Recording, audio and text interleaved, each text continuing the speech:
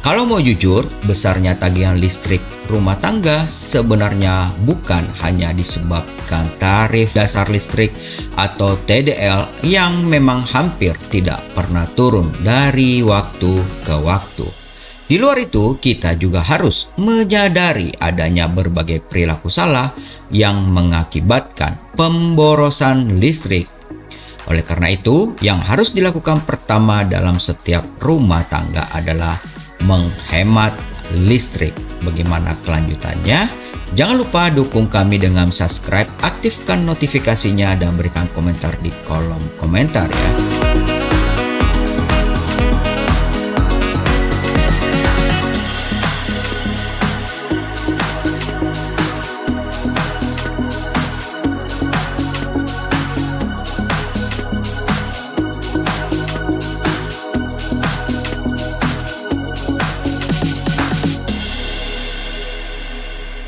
Yuk, bersama Miming kembali menemani kalian. Hari ini senang sekali guys.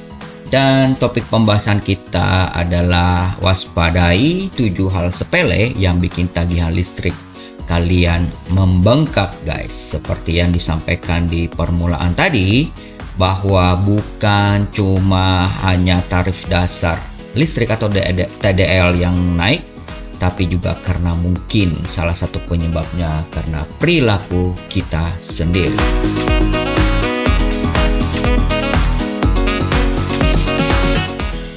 Tagihan listrik sering membuat ibu rumah tangga mengalami sport jantung. Dan ini setiap bulan tegang ya, dak-dik-duk. Takut kalau tagihan listrik bulan ini membengkak tiba-tiba. Kalau sudah begitu, alamat kualitas menu anak-anak terpaksa diturunkan karena tagihan atau budget pengeluaran dialihkan ke listrik. Gimana mami-mami?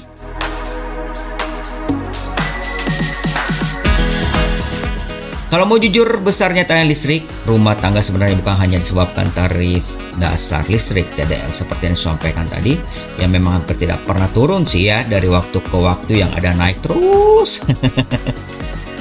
Nah, ini juga mungkin salah satu yang harus kita sadari dari sekarang nih guys, karena kita hanya fokus ke sana sedangkan kita tidak fokus pada diri kita sendiri atau di rumah kita sendiri. Mungkin ada hal-hal yang boros listrik yang kita harus waspadai atau harus kita cermati sehingga bisa dapat menekan biaya pengeluaran listrik kita. Upaya penghematan yang efektif sebenarnya dapat dimulai dengan melakukan hal-hal sepele sih. Di rumah kalian, di kamar kalian, dimanapun itu, banyak orang tidak sadar selama ini telah menggunakan berbagai barang elektronik dengan tidak semestinya. Karena itu ada baiknya kita juga meneliti nih, ada apa lagi yang salah dengan pemakaian listrik di rumah kita. Mulai kita mengingat-ingatnya. Kami bantu mungkin misalkan kalian mengingatnya atau kebiasaan buruk yang sangat sederhana, yaitu mungkin kalian lupa mencabut kabel charger ponsel kalian, HP kalian. Kelihatannya sepele guys. Mencabut dari saklar itu padahal tidak digunakan. Atau lampu yang sering lupa dimatikan ke kamar mandi, kamar kecil atau apapun itu, atau kabel penghangat rice cooker yang selalu tercolok puluhan jam setiap harinya. Oh, jadi hati-hati guys ya. Rice cooker walaupun tidak ada nasinya atau tidak dipakai harus dicabut guys. Ini ternyata kalau dihitung-hitung listriknya lumayan juga nih guys.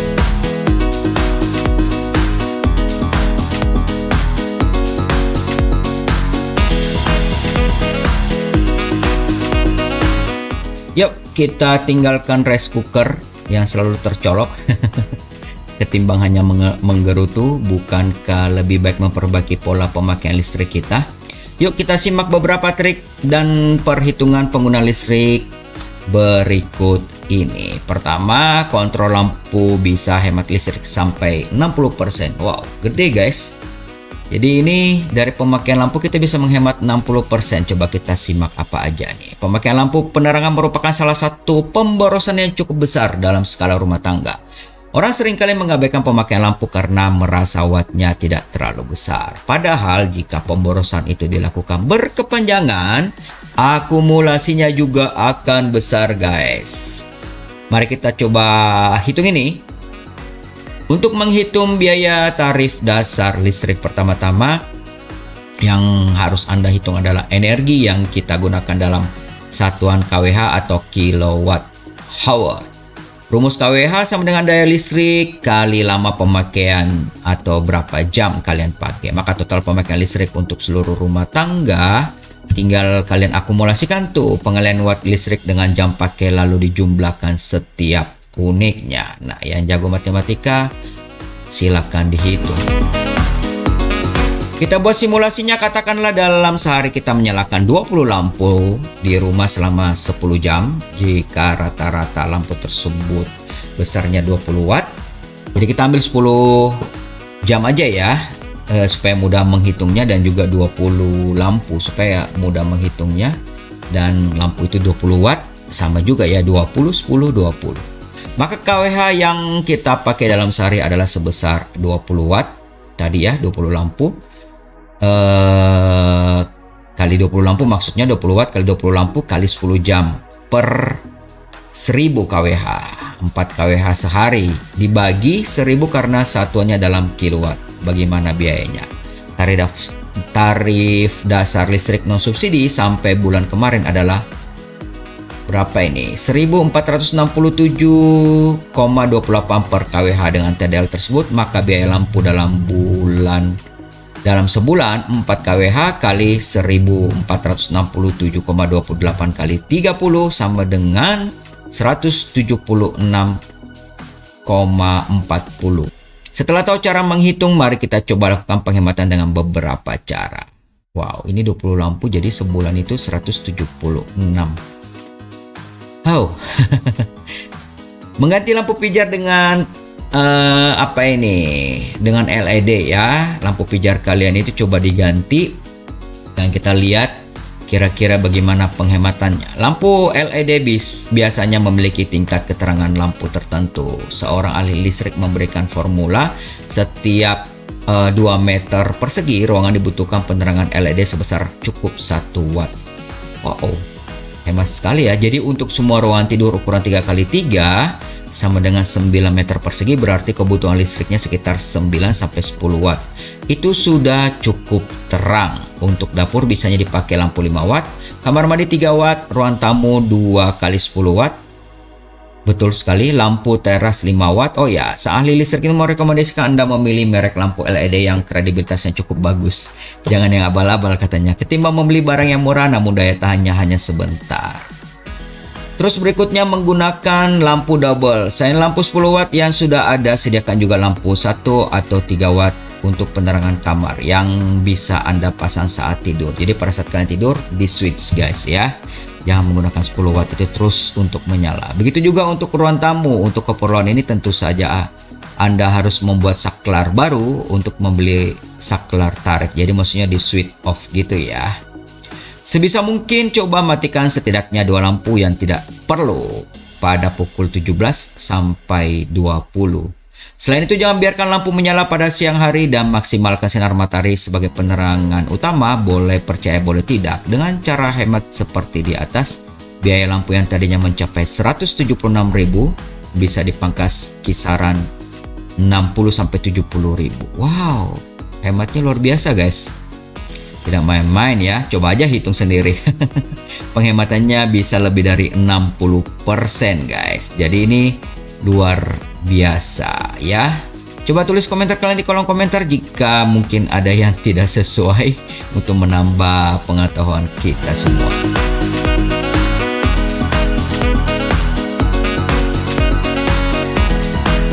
Seperti di awal tadi sudah disampaikan bahwa coba lepas saklar rice cooker. Semua colokan-colokan yang berhubungan dengan listrik termasuk cas handphone. Sadarkah kalian guys, salah satu sebab pemborosan listrik adalah penggunaan rice cooker tadi atau peranakan nasi secara terus-menerus. Jadi peranak nasi ini jika terus kalian tancepin walaupun dalam keadaan off itu menarik listrik. Mungkin Anda beralasan ingin nasi selalu tersedia dalam keadaan hangat. Oh, ini bisa juga ya. Namun coba kita lakukan perhitungan ini. Bila dalam sehari rice cooker memanaskan nasi selama 10 jam, dan itu terjadi sepanjang hari selama sebulan, maka pemakaian listriknya adalah 77 watt kali 10 jam per hari kali 30 hari per bulan sama dengan 23,1 kilowatt per bulan. Ini artinya untuk penggunaan rice cooker Anda butuh biaya listrik sebesar 34.000 dalam satu bulan. Kecil sih, tapi kalau dijumlah-jumlah sama yang lainnya. Coba andai kata penghangat nasi itu tidak Anda colokkan terus-menerus, sejumlah itulah yang bisa Anda hemat. Pendekatan ini merupakan perhitungan ala Kepala Divisi Niaga PLN, Divisi Niaga ya, Bapak Benny Marbun, yang dimuat dalam catatan pribadinya. Dalam suatu kesempatannya, ia melakukan penelitian sederhana ke sebuah rumah yang memiliki daya listrik 1.300. Rumah tersebut menggunakan peralatan listrik antara lain televisi tabung 2 buah, televisinya 2, rice cooker 350 watt, refrigerator 150 watt, kulkas 150 watt, setrika 300 watt, dispenser 350 watt, pompa air 150 watt, lampu 4 buah masing-masing 12 watt, serta kipas angin. Untuk pemakaian rice cooker, Benny menyarankan konsumen memakai termos nasi saja bila ingin mengkonsumsi nasi hangat. Kukus dulu sebentar menjelang waktu makan. Bayangkan saja hanya untuk sedikit kerepotan tersebut Anda bisa menghemat puluhan ribu rupiah. Itu baru satu item. Belum item seperti dispenser. Seperti halnya rice cooker, pemakaian dispenser yang selalu menyala juga menyedot banyak pemakaian listrik guys. Maklum saja pemanas air berlangsung terus menerus. Benny menyarankan dispenser selalu nyalakan jika kita benar-benar membutuhkan air panas. Anda hanya butuh waktu 3-5 menit untuk memanaskan air sampai suhu sekitar 90 derajat. Jadi tidak perlu ditancepin terus guys. Atau kalian mau pengen air dingin, ya mungkin diperkirakan ditancepin, udah tunggu 3-5 menit, udah deh. Hemat daya. Dan ada satu lagi nih yang cukup lumayan menarik katanya. Biayanya paling tinggi yaitu AC. Ini paling sulit guys untuk menghemat listrik. Fakta ini juga Anda harus perhatikan, pendingin ruangan atau AC adalah penyumbang pemborosan listrik terbesar katanya ya, dibandingkan peralatan elektronik lainnya. Hitung saja guys, daya untuk AC 1 PK bisa mencapai 700 watt. Wow. Kalau rumahnya cuma 1.300, hampir setengah nih ya. Jadi untuk keperluan menghidupkan AC dibutuhkan biaya kira-kira 700 watt kali 10 jam per hari kali 30 hari per 1000. Jadi kali berapa ini? Tambahan biaya per kWh-nya 1467,28 sama dengan 129.000 guys per satu bulan untuk AC doang. Besar apa besar nih?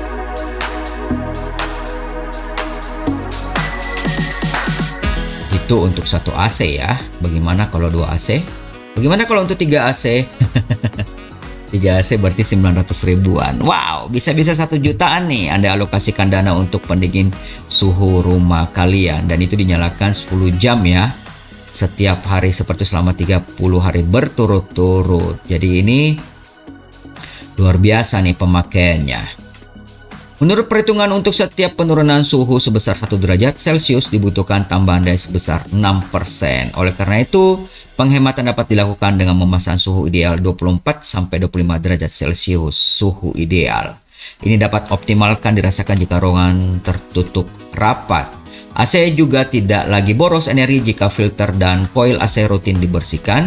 Saat memilih pendingin ruangan, sebaiknya Anda pilih AC hemat energi atau low watt gitu ya, yang dapat mengatur suhu secara otomatis. Jadi suhu akan tersetting secara otomatis sesuai dengan kondisi ruangan, yakni sesuai dengan luas ruangan dan jumlah orang jika ada di sana. Agar lebih hemat energi listrik, kita menyarankan menggunakan AC tipe Freon R32, kendati harganya sedikit lebih mahal sih. Menurutnya AC ini lebih hemat energi, pilih AC yang PK-nya tidak terlalu besar.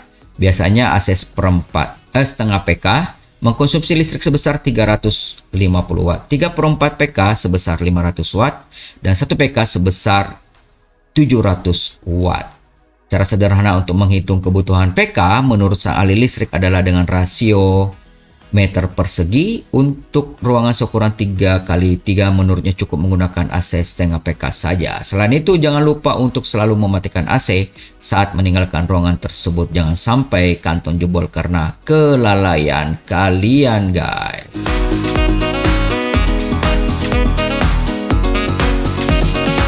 Kita masuk ke peralatan berikutnya yaitu kulkas guys. Sebagai mesin pendingin daya listrik, kulkas sebenarnya tidak terlalu besar. Namun pemilihan kulkas yang salah bisa menyebabkan daya listrik di rumah kita tidak cukup untuk mensuplai energi bagi kulkas. Kulkas satu pintu biasanya butuh daya listrik 50-80 watt.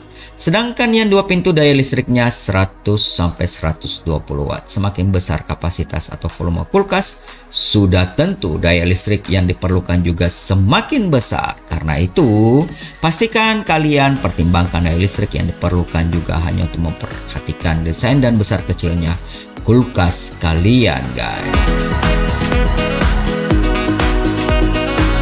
Ini juga ada pemborosan katanya. Jika Anda salah dalam penggunaan kulkas, tahukah kalian ada 7% energi terbuang percuma jika kulkas terlalu sering atau terlalu lama dibuka. Oh, buka tutup ya. Lama RS tua berusia di atas 10 tahun juga semakin boros energi. Kebutuhan dayanya 75% lebih banyak ketimbang saat masih baru. Oh, hati-hati guys. Berarti harus ganti kulkas baru nih.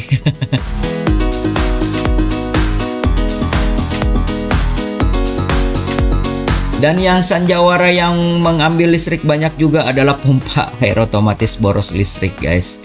Apakah pompa air di rumah kalian juga dipasangi saklar otomatis sehingga Anda tidak perlu repot-repot mematikan dan menghidupkan listrik secara manual?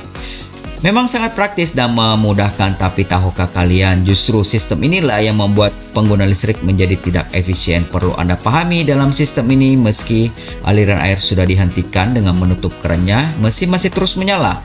Aliran listrik baru akan terputus jika mesin off setelah mencapai tekanan tertentu.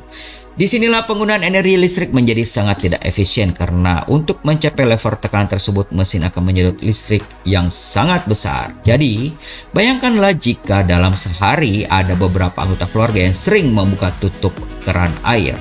Sudah tentu banyak listrik yang terbuang percuma. Solusi atas problem ini adalah dengan memasang tendon atau toren air, profil tank, apalagi namanya tuh. Banyak istilahnya. Dipasangi saklar pelampung radar. Tandon air memungkinkan pompa tidak terlalu sering hidup dan mati karena saklar pelampung dapat diatur sesuai kebutuhan air dan stok air yang akan disimpan. Bila Anda sudah memiliki tandon air, komponen otomatis bisa Anda nonaktifkan. Dengan cara ini, pompa menjadi lebih hemat listrik karena ia akan menyala saat periode tertentu guys.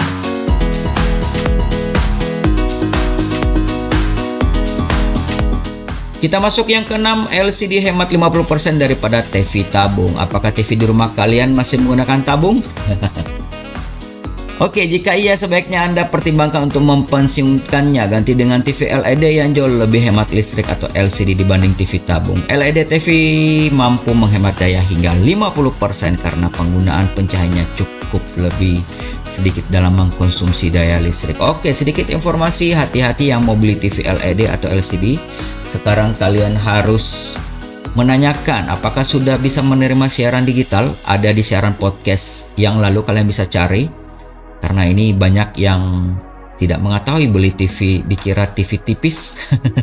Ternyata belum bisa menerima siaran digital. Kalian bisa simak di penjelasan di podcast sebelumnya. Dan berikutnya, laptop hemat listrik berlipat-lipat dibanding PC. Jika Anda masih menggunakan CPU, sebaiknya segera ganti dengan komputer jinjing alias laptop karena gambarannya pengguna CPU komputer bisa menyedot listrik 400 watt sementara laptop hanya butuh daya 25 watt. Toh sekarang banyak merek laptop yang dijual dengan harga ekonomis. Anda bisa mempertimbangkan merek yang memiliki fitur pemutus arus charging otomatis. Sistem ini menjaga baterai laptop kalian kalian tidak cepat rusak kendati kabelnya terkoneksi listrik terus-menerus beberapa jam guys.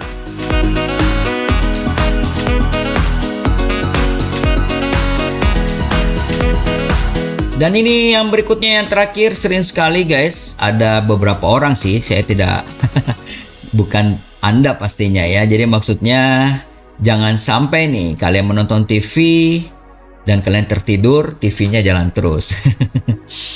Di luar itu, Anda juga harus membiasakan untuk berperilaku hemat dalam pemakaian listrik, seperti selalu mencabut kabel-kabel yang terpasang pada saklar setelah tidak digunakan, baik itu kabel pengisi daya gadget, laptop, setrika, blender, mesin cuci, peranakan nasi, dan alat-alat elektronik lainnya. Biasakan untuk memastikan kabel terlepas dari saklar meskipun alat-alat elektronik dalam keadaan mati.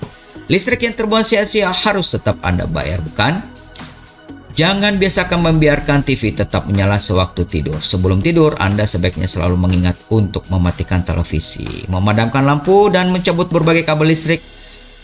Elektronik kalian akan lebih bagus jika Anda menggunakan listrik dengan sistem pulsa ketimbang pasca bayar, karena membuat pemakaian listrik Anda lebih terkontrol. Sistem ini secara otomatis akan memutuskan aliran listrik sesuai dengan nominal pulsa yang Anda beli. Anda dapat mengevaluasi pemakaian barang elektronik apa saja dan dapat dipangkas guna menghemat pemakaian listrik. Intinya, guna menghemat pengeluaran dari biaya listrik kalian yang terus membengkak tiap bulan, Anda harus membangun kebiasaan baik dan bijak dalam menggunakan alat-alat elektronik hemat listrik, sehat, finansial.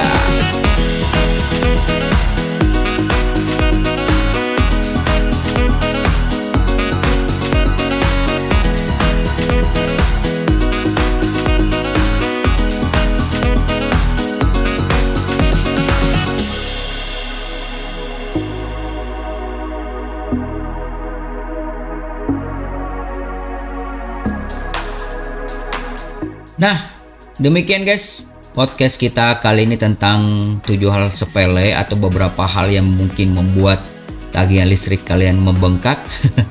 Jika kalian punya komentar yang berbeda, silahkan tulis, atau tambahan mungkin ada sesuatu yang terlewat, silahkan tulis coret-coret di kolom komentar dan silahkan sharing ke teman kalian. Kami tetap menunggu kalian di 089530945819. Jika kalian ada sesuatu yang ingin di sharing atau dibagikan, seperti teman kita beberapa hari lalu, dia terpapar COVID, dia menceritakan agar memberikan semangat atau memberikan support kepada yang terpapar.